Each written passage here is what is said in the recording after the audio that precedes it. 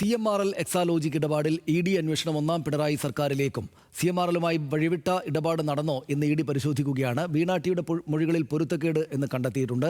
കരാറിൽ അസ്വാഭാവികതയുണ്ടെന്നും ED വിലയിരുത്തുന്നുണ്ട്. സഹിൻ ആന്റണി വിവരങ്ങളുമായിട്ട് ചേരുന്നു. സഹിൻ, ഇതിപ്പോൾ എക്സാലോജിക് എന്ന വീണ ടിയുടെ കമ്പനി ഈ CMRL നിന്ന് അനധികൃതമായിട്ട് പണം പറ്റി എന്നതാണല്ലോ ആക്ഷേപത്തിൻ്റെ പ്രധാനപ്പെട്ട കാരണം. അപ്പോൾ അതിനെ എങ്ങനെയാണ് സർക്കാരുമായിട്ട് കണക്ട് ചെയ്യുക?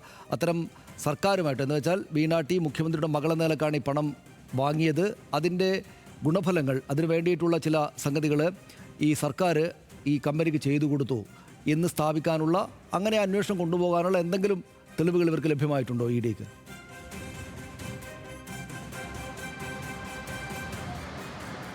സനീഷ, നിലവിൽ അത് സംബന്ധിച്ച് ഉള്ള തെളിവുകളൊന്നും തന്നെ എൻഫോഴ്സ്മെന്റ് ഡയറക്ടറേറ്റിന് ലഭിച്ചിട്ടില്ല. പക്ഷേ അവരുടെ അന്വേഷണം ആ രീതിയിലേക്ക് തന്നെയാണ് നീങ്ങിക്കൊണ്ടിരിക്കുന്നത്. കാരണം ഏത് സാഹചര്യത്തിലാണ് വീണ ടിക്ക് ഈ ഒരു കമ്പനി CMRL എന്ന് പറയുന്ന കമ്പനി ഇത്രയധികം പണം നൽകിയത്? പ്രത്യേകിച്ചും യാതൊരു വിധത്തിലുള്ള മറിച്ച് സേവനവും നൽകാതിരുന്ന കമ്പനിക്ക് IT സേവനം അടക്കം നൽകാമെന്ന് വാഗ്ദാനം നൽകിയിട്ടും എക്സാലോജിക്ക് യാതൊരു വിധത്തിലുള്ള IT സേവനവും നൽകിയിട്ടില്ല. എന്നിട്ടും 2 വർഷത്തോളം കമ്പനി ഈ കരാറ് തുടർന്നു എന്നുള്ളതാണ്.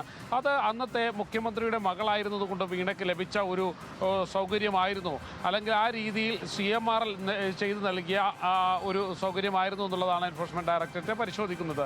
പ്രത്യേകിച്ചും സർക്കാരിന് വേണ്ടി, അല്ലെങ്കിൽ സർക്കാർ CMRLന് വേണ്ടി ഏതെങ്കിലും തരത്തിലുള്ള പ്രത്യുപകാരം ചെയ്തതാണോ? കാരണം എന്തെങ്കിലും വിട്ടുവീഴ്ച നൽകിയിട്ടുണ്ടോ? CMRLന് വിട്ടുവീഴ്ച നൽകിയിട്ടുണ്ടോ? അതിനുള്ള ഒരു പ്രത്യുപകാരമാണോ CMRL ചെയ്തത് എന്നത് എൻഫോഴ്സ്മെന്റ് ഡയറക്ടറേറ്റ് പരിശോധിക്കുന്നു.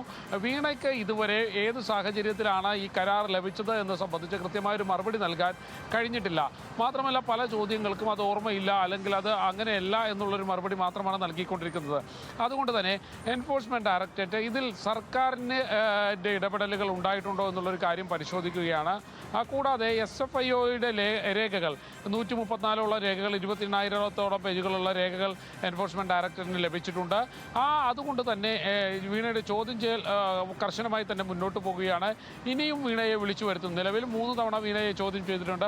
അടുത്ത ആഴ്ച വീണയെ വീണ്ടും വിളിപ്പിക്കാൻ എൻഫോഴ്സ്മെന്റ് ഡയറക്ടറേറ്റ് തീരുമാനിച്ചിട്ടുണ്ട്. അതായത് ഇതുവരെയും ലഭിച്ച മറുപടികളിൽ എൻഫോഴ്സ്മെന്റ് ഡയറക്ടറേറ്റ് ഉദ്യോഗസ്ഥർ തൃപ്തരല്ല എന്നുള്ളതാണ് അറിയാൻ കഴിയുന്നത്.